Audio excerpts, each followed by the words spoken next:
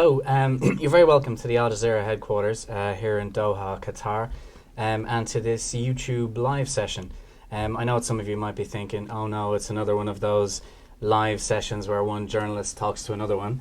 But I assure you, if you have any interest in Somalia, then this one is going to be really interesting. Because I'm joined today by Al Jazeera's Hamza Mohamed, somebody who we're very lucky to have working here at the network.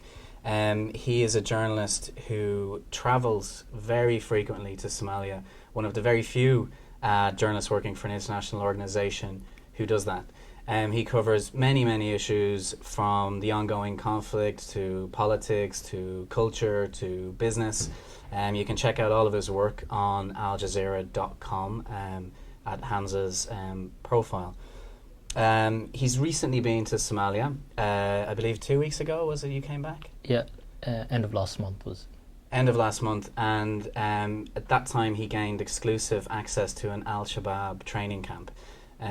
Also lots of good content from that trip available on aljazeera.com. But today we're going to talk about the Somali elections. We've headlined this conversation, Hamza, is it really an election? Which might seem like a bit of an odd question, but these elections are very sort of different to elections in other countries, aren't they? Can you sort of explain the process? It's a complicated process, but I would try my best to make it simple. Somalia is coming out of more than 2 decades of civil war. So the setup is completely different to the conventional elections or the process of choosing a president that you might see in other countries. First, you have clan elders who pick delegates. So there's around 1,400, 14,000 delegates, I should say, 14,000 delegates who've been picked by clan elders. These delegates would in turn pick MPs, who in turn would pick a president.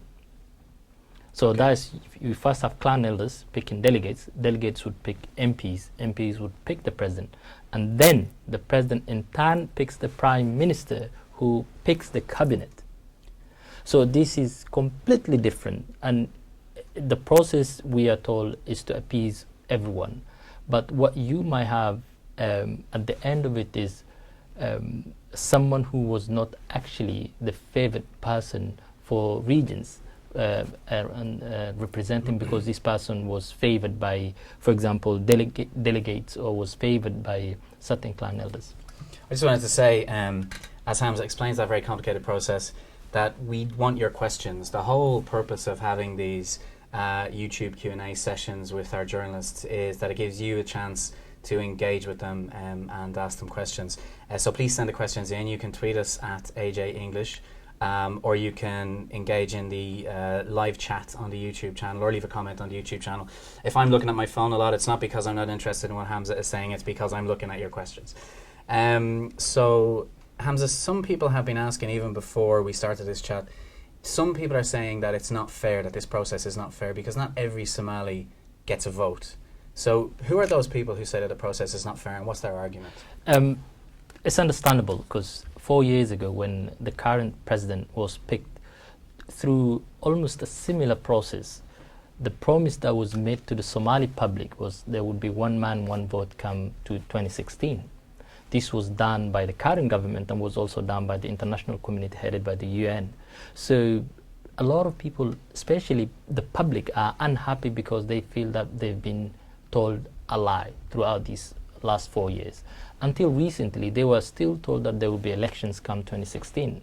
So what you have is the public who are very unhappy. Then what you have is former allies of the president who have somewhat fallen out of favor with the president, who are trying to compete with the president. But they are saying, this includes the former mayor of Mogadishu, they are saying that they've been stopped from actually competing for a seat in the parliament by the president through the clan elders.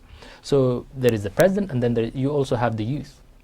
Somalia, more than 70% of the under 35. So what you have is a large number of the population wanted to take part in this process. But now they feel, because of either they don't have enough money or they don't have the support of the clan elder, that they cannot compete against the establishment. So there's the youth, there is the former allies of the president, and then come the 30% quota that was promised to women. That looks like it's not going to happen. So what you have is... Why would it not happen? Because the clan elders are not happy, or some of the women candidates don't have the money that they need to compete. For example, there is allegations of corruptions, there is vote buying, and if you do not have the money, these candidates say you cannot compete against someone who is the establishment's favored candidate. Actually, on that, I want to go to a question from our audience. You said that there was supposed to be a 30% quota of women. That's for parliamentary seats, right? Yes. But there's a woman running for president as well. So we have a question from Said Aiden, who is in Mogadishu, and he says, does the only female candidate, Fatma Daib, have any chance of winning the election after death threats? On paper, Fatma Daib, who is the candidate running for the top seat, very impressive. She's got all the qualifications that you need to run for office. But that's simple. In Somalia, that's not what you need. You need the clan, support of the clan. You also need people who have more money than her, but she would also have to appease the clan elders. On her social media platform, she's been very clear and say that she's not going to pay any money to get elected into office, and she's not going to use the clan card to run for office. If you are not using those two, it's highly unlikely that you would get far in the current electoral process. Okay, more questions coming in, Hamza. Nicholas Vandenberg asks, what are the main difficulties with the voting setup? I think you've explained some of them, but can you go into maybe a little bit more detail for Nicholas? So what happens, for example, first, security. In most major towns and cities, it's under government control. So if you are a candidate, if you come from these major cities that are in government control hands or in government hands, you can actually go and meet the clan elders. But what if you wanted to represent a town or a village or somewhere that's not in government hands? It's almost impossible. So how do you actually go and meet the people that you are saying you are going to represent? That's one. The second is, how do you convince without paying money? As we've seen, we have senior officials who are discrediting the system, the electoral process. You have the Auditor General saying that there's corruption, there's vote buying. Without using money or bribing your way into office, how do you get elected? There's the other thing also is, if you're not using the clan card, the money and security, how else can you get to power? And it's difficult. It's almost impossible without being corrupted to come through a corrupt system. That's what everyone is saying. When you have the former, mayors, Auditor General, senior officials, even you have the UN warning against violence. How do you get a fair chance to represent the people that you want to represent? Somebody had asked there, I think it was Said Aiden as well, you're saying that there's these pervasive allegations of corruption, that everybody is saying that corruption is involved. His question is, why isn't anybody doing anything about it? Is there anybody trying to root out the corruption in this process? That's a very good question. The individuals who have been blamed are current members of the government, senior officials who have been blamed for buying seats or intimidating or vote buying. So how do you, if the people who are supposed to protect the process, the electoral process, are the ones who have been accused of malpractices, how do you stop that? The UN and the international community can only do so much. So what you have is people accusing the current president. You have the former mayor of Mogadishu on his official social media accounts accusing the current president. So what do you do? So it's a case of you can only complain, but it's difficult to see something being done currently in the way things have been done. And just to go back to an earlier question that I seen on our Twitter, somebody was saying that you had said that it was supposed to be one person, one vote by 2016. Now the UN, I think, is saying, okay, by 2020 maybe we'll have one person, one vote. So why weren't they able to achieve one person, one vote by 2016? Because they made a promise, didn't they? Why was the promise not kept? This was done based on the assumption that come 2016, this was 4 years ago, that Al-Shabaab would be wiped out of Somalia. And can you contextualize Al-Shabaab for our viewers who might not know about the So conflict? they are the armed group that's fighting to overthrow the Somali government. The Somali government has the support of the international community. Al-Shabaab are the rebel group fighting to overthrow the government, and they're the ones that carry out the bombs and the explosions that we currently see in Somalia. So when 4 years ago, the current president, the UN, and all the international community, the African Union, when they sat down and promised the Somali public that there will be one man, one vote, it was based on the notion that Al-Shabaab would be gone in 4 years. Al-Shabaab have lost control of all these major cities and towns, but they do still control large part of the country. Almost all the rural towns, the small towns outside the cities, Al-Shabaab is still present, and they still carry out attacks in major cities. So the Somali army that was supposed to be built in that 4 years to fight Al-Shabaab is currently not able. The African Union, in terms of numbers, they're saying they don't have the numbers. And one of the reasons that they say they cannot get the numbers that they want is because of money, finances. Okay. So it's a catch-22 situation. I wanted to ask you about the situation now with regards to Al-Shabaab. I've seen some people asking that question. Why would they, if they assumed that Al-Shabaab will be gone by 2016, why can we assume that things will be fine by 2020? But before you answer that, I just want to say for people who might be just tuning in to this, that we're at Al Jazeera headquarters in Doha having a question and answer session with Al Jazeera's Hamza Mohamed about the upcoming Somali elections, and we really want you to ask questions. So please use the live chat on the right of the screen, comment underneath the video, or tweet us at Al Jazeera English. So I was just asking Hamza, how can we expect that one person, one vote will be possible in 2020 if it wasn't possible this time? Is there any reason to believe Al-Shabaab will be gone by 2020? It's hard to tell. That's 4 years from now. We are in November 2016. Difficult prediction. Yeah, it's difficult to predict.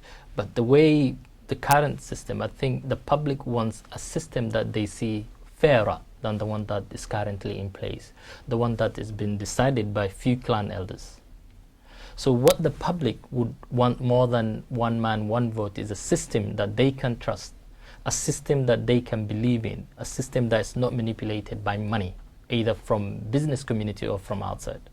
A system that when people look at it, when they watch or see the parliament, that they don't see former warlords. That's the current now. What you have is not just this system where senior officials are saying it's not credible, but when you have a system that leads to former warlords getting elected or selected into power, it's difficult. So what more than anything else, that the next one, 2020, it needs to be more fairer, it needs to be more transparent, it needs to be more inclusive. Okay. Maybe a quota for those who are under the age of 35, because they make up most of the population in Somalia. These are the young, these are the ones that are going to be there in the long run in Somalia. These are the age group that's most affected by what's happening currently in the country. These are the age group that are escaping from the country. These are the age group that are risking everything in the Mediterranean to get away from Somalia. So maybe in 2020, there needs to be a quota for the young, and there also needs to be consequences for those who are caught doing malpractices in the process. Keep those questions coming, please, at AJ English, and comment in the live chat box at our YouTube. We're with Hamza Mohamed talking about the Somali elections. A question from Mohamed Mire. He says, isn't this all unconstitutional? It is, but there needs to be an independent and capable judicial system. Then the courts in Somalia need to function independent. So what you have is when individuals are accused of vote buying, there needs to be first not just barred from competing, but there also needs to be consequences farther down the line. They need to appear before court. And this is why Somalia has a transitional constitution that was to be completed by this time. It hasn't happened. So all these names that are being thrown around, so now you can say so-and-so is buying votes, so-and-so is corrupting clan elders, but there is nothing that would happen thereafter. Hamza, explain that to us. How do you buy a vote? So the clan elders are the ones who choose the delegates, who choose the MPs. Mhm. So throughout this process of picking or selecting individuals, if you were the candidate, you would go up to the clan elder and say, I want to represent this area. And then there will be somewhat of a negotiation. Depending on how important or how competitive that seat is, you are quoted a certain an amount of money to pay to be selected or to stand a chance. Can I be so bold? How much would it cost? So it depends on the money, but the money that's been thrown around now, it goes from 10,000 to $500,000. $500,000 US dollars. So when you have senior officials claiming that so and so bought that seat for 500 or $500,000 US dollars, these are very grave allegations that needs to be taken Big serious. sums of money. Yeah. And why would somebody pay $500,000 for a parliamentary seat? some of the things that some of the individuals who are now making into parliament or the Senate, if you look at it, these are individuals who have track record of taking part in the conflict in Somalia. If you make it into parliament, that provides you with immunity. That provides you if you are a businessman, it provides you the chance to stop the bills or the legislations or the laws that could impact your business. So there is many different reasons why someone would choose to run for parliament. So depending on how big the person's or the individual's interest, they would also be willing to pay more depending on their interest. As I said in the introduction, you were recently in Somalia at the beginning of this month, end of last month. What were people saying to you about it? You know, the people who can't vote, the general public, the young people, the women who you referred to earlier. Are they frustrated and desperately want to be involved in the process, or have they sort of tuned out because they can't influence it? There are different groups. For example, if you meet the political elite, they are really, really involved in the political process. They are talking about who stands a good chance, what's the latest, who's winning what seat, who's competing against who. That's the political elite, those who are the well-off in Somalia, so to speak. And these are individuals who you often find in a well-off restaurants or hotels. But once you move away from that class, the political, the well-to-do class, and then move to the average person on the streets of Mogadishu, they really couldn't care. They see it as a big joke. The reason being, you would drive down the streets in Mogadishu, you see big billboards saying like, vote for me. But the average person stands no chance of expressing who they would like to see in parliament or who they would like to see in the presidential palace. So they see it as the money wasted on these big billboards, someone in a fancy suit. Mostly is men, mostly the people who are competing are men. Despite this quota for 30% yeah, women, despite the quota. You don't think it's going to be achieved? It's not going to happen. That's not going to happen. So the average person sees this as a joke, a process that was not actually meant to look after the public. They see it as a well-to-do, old-age men fighting over seats. I'm going to go back to some of the questions, just to remind people who are tuning in. We're at Al Jazeera headquarters in Doha. We're speaking to our Hamza Mohamed, who is a journalist specialising in Somalia, who very frequently travels there, one of the only journalists from an international news organisation who regularly reports from Somalia. We're talking about the Somali elections, and we really want you to ask questions. That's the whole point of these YouTube Q&As, which we're going to be having on a weekly basis with some of our correspondents from now on. So I'm going to turn to a couple of the questions. Hamza Ahmed says, Hamza, many African nations have suffered political instability after elections. Could this process result in political chaos in Somalia? In a way, yes. In a way, no. Simply because if it was left to the current political elite, there could be a chance that there will be somewhat of a chaos. But because the African Union troops are on the ground, that's one. So they can argue as much as they want, but it would not result to an open warfare between candidates. Can you explain for people who might not know, why are the African Union troops So in the African Somalia? Union, have more than 20,000 foot soldiers in Somalia fighting the armed group Al-Shabaab, which wants to overthrow the government. So they are somewhat maintaining the system that's currently in place. So these politicians, when they compete, if you lose, in a sense, you cannot go back to the streets and call up your clan and start the fight. You can the chances of that happening is very slim, simply because these politicians don't have. It's not 10 years ago where they have that power to call on hundreds of young men to fight. The second is they don't control as much outside the big cities. So if they can, African Union soldiers are in the big cities. Away from the big cities, the control of these politicians or political elite is very minimal. So in a sense, they cannot do much apart from accept what this imperfect political process brings. Okay, I'm gonna keep throwing questions from our audience at you, because, like I said, that's the whole point of this. So please keep the questions coming for Hamza. We're not going to keep him much longer, so speak now or forever hold your peace. We have less than 10 minutes left. And just to remind you, if you're tuning in, it's Hamza Mohamed talking about the Somali elections. Here's an interesting comment, Hamza. It's from Ibrahim Abdullahi. He says, we as the young generation feel like these presidential candidates are empowered by foreign powers. Thoughts?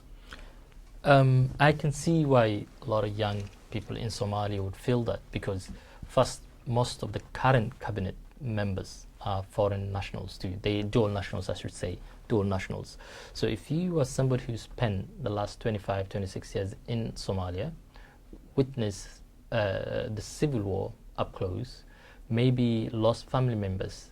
If you see someone who is a dual national, American or British, a minister, and now he or she is accused of using state resources to buy votes so that they can represent you.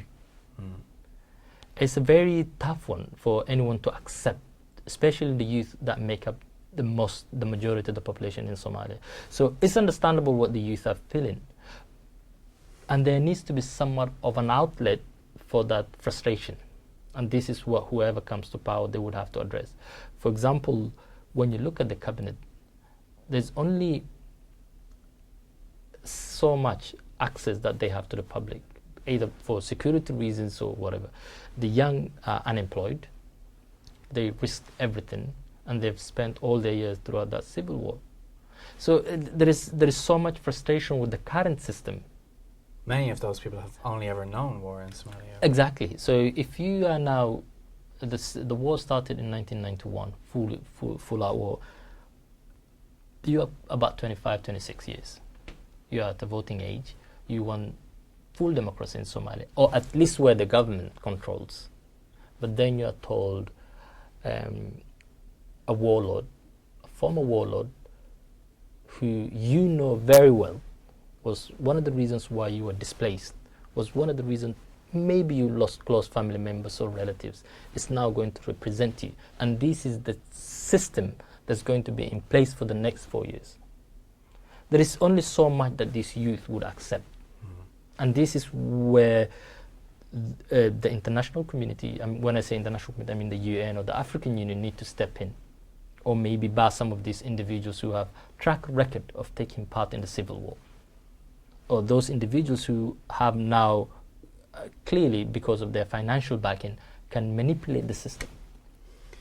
Okay, I'm going to go to some more audience questions. As I said, please keep them coming. Time is running out. We're speaking to Hamza Mohamed about the Somali elections.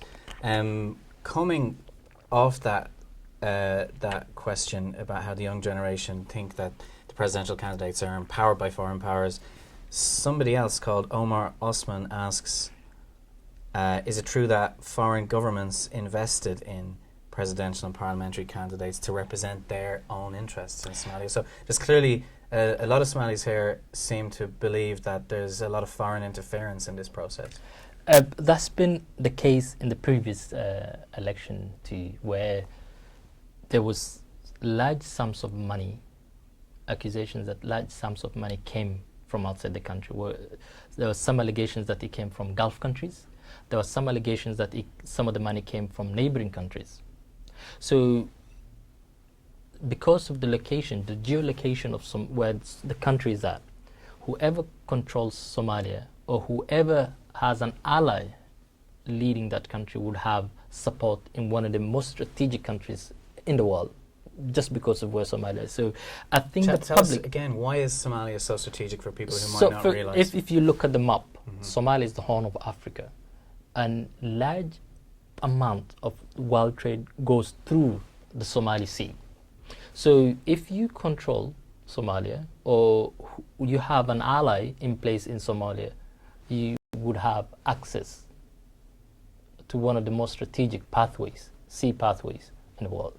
So this is the thing that Somalis would have to understand, that there will be many countries who have interest in Somalia, and it would take a leader who would put the Somali interest before foreign interests to maybe change the situation, the current situation. It's a good point to jump in and say, again, I'll probably take a couple of more questions from the audience, but we really need to wrap this up now.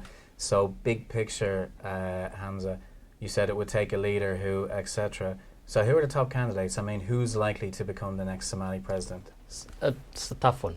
It's more than 15. There's a lot of candidates. There right? is more than 15 current Right. that I've counted just before we came on air. More than 15, and most of them are the same old faces that were competing against the current president in one way or another. There's a young man, 31 years, spent most of his life in the Dadaab refugee camp. He's been picked as an MP, and guess what? He won against a minister to pick this seat. So that's one of the few bright spots from the current process that's ongoing. Because the process, it goes on for a few weeks, right? It So goes some people on. have already been elected, and I've got actually the numbers. The upper house or the Senate is 54 seats. 43 have been decided. Lower house, or the House of the People, or the Parliament, is made up of 275. Currently, as of today, 112 MPs have been picked. So the upper house is almost complete. The lower house has, there is more than 100 MPs that haven't been picked or selected. In terms of you said the candidates. yeah, you got to get back to that tough there is question. more than 15, but it will come down to probably 4 or 5, and it will probably be those who come from one of the major clans with large financial backing, unless the current way things are going, something drastic happens to change the way the current system or the electoral process is going. And who are they? So, well, Or a couple of them? well, there is the current president, of course. He put his name forward. There is the former. There is some of his. I should say the former mayor of Mogadishu put his name forward. There is also former ambassador who put his name forward. There's also former advisor to the UN who put his name forward. Most of the big candidates would be men, old age, with plenty of financial backing. Which is making the youth very frustrated. I'm seeing in these comments here.